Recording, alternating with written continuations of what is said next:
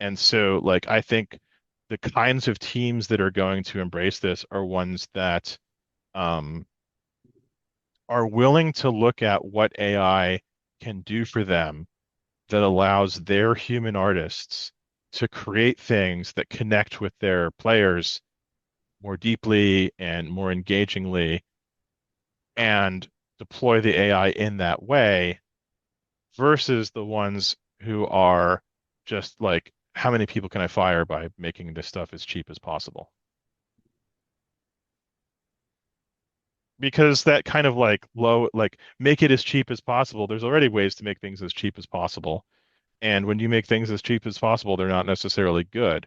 So there's a balancing point where if you actually are not trying to be shovelware, and there's shovelware now, right? Like it's not like that's a rare thing because of the lack of AI.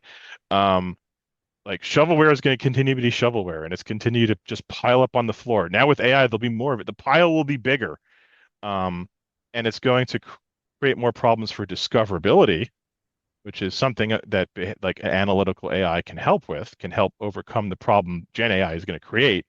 Because the pile is going to be bigger, it's going to make it hard to be discovered, but it's not like people who are incompetent at making games are suddenly going to be competent at making games because of Gen AI. No, and so even back in the old days of Xbox One, there were still, variations in gameplay where people could, press a couple of buttons and then the storyline and the direction of the game would change, slightly. It's definitely not as dynamic